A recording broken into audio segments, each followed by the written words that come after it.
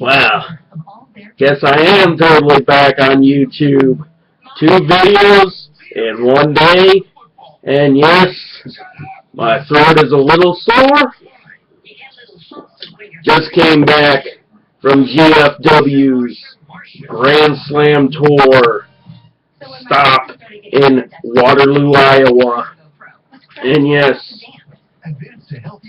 first event where I brought my big gold WCW Championship 2. And yes, for people who are on the fence about GFW Global Force Wrestling, this was a awesome show. You should check it out when it comes, if there's a show that's ever in your area. I couldn't suggest going to it any more than what I'm saying now. First match, we had Colt Cabana versus DJ Zema Ion from Impact Wrestling fame. So, basically, this match starts out where DJ Z incorporates 2 extra rules: not to touch his hair or not to touch his headphones. And this is where us, the fans, got right into messing with DJ Z. We just started chanting, touch his hair, begging Colt Cabana to mess up DJ Z's hair, touch his headphones. We were even goading him into breaking DJ Z's headphones. It was a pretty good match. You had Colt Cabana going for the GTS, because him and CM Punk are buddy-buddy. So, it was a pretty good, fun match. Basically, me and this other guy there were basically fucking with them. Golden Waves. We even got a Justin Bieber chant going towards DJ Z. Colt Cabana picking up the victory. We also had a guy named Tampa going up against Devori from WWE. You may know him from WWE, TNA. We were, of course, the Tampa guy was a local. He was from Wisconsin, and so, Devori didn't stand a chance due to the rules of professional wrestling. The foreign guy never goes over. So, Devori loses. He got shit on like a motherfucker. He got his ass beat outside of the ring. And plus, this was in a ballpark, like I said, Grand Slam Tour. It was at Riverfront Stadium, which is a baseball park. And yes, this was early September. It was pretty fucking hot out. I was sweating bullets. But whatever. The wrestling in this was pretty awesome. We also had ODB versus Mickie James. That was a hell of a women's wrestling match. Definitely better than the fucking Divas Revolution that's going on. No offense to the WWE Divas. They still cannot hold a candle to anything that Mickie James can do in the ring. So Mickie James picked up the victory, and basically, due to her theme music and the way she was going to the ring, it basically felt like she was no longer doing the hardcore country gimmick. She was more or less going back to her psycho cheerleader gimmick.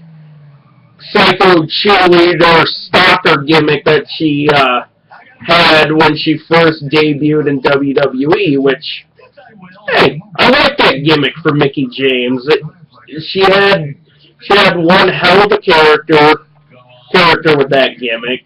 Not saying that the hardcore country thing wasn't as good, but hey, that gimmick fit her very well.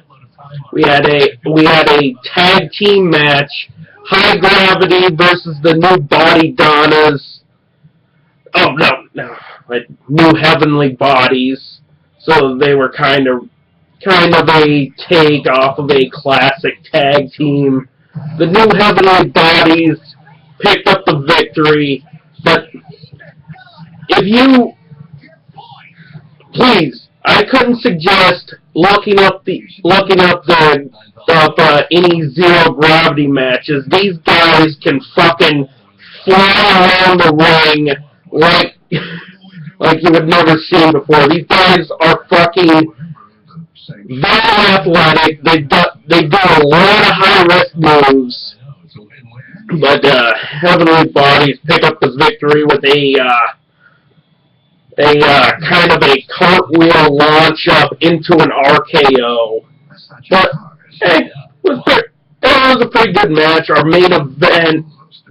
But we did have like a segment where Hacksaw Jim Duggan came out. Then he was talking to the fans. Then Daivari came out and interrupted, which Daivari came out, started talking in God knows whatever foreign language, some Middle Eastern language. We were doing what chants at Daivari. He tried to go in, attack Hacksaw, then Hacksaw got the upper hand, got into the 3-point stance and gave him a clothesline. Daivari got pissed off, grabbed the chair from the timekeeper's area and chucked it at the ring.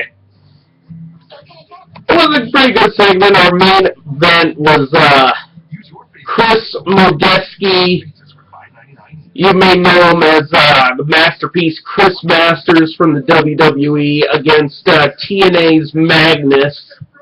Pretty good match for two muscle guys. Magnus picks up the victory. Basically, rubbing the wounds for Chris Masters. Held up my replica and say, "Get a good look. This is the closest thing to a championship you'll ever get." And yet, for a small crowd in this ballpark, the fucking reaction was off the charts. I couldn't suggest if you ever get a chance to have a if Global Force Wrestling ever comes to your area, go to it. You'll be very entertained. You'll get your.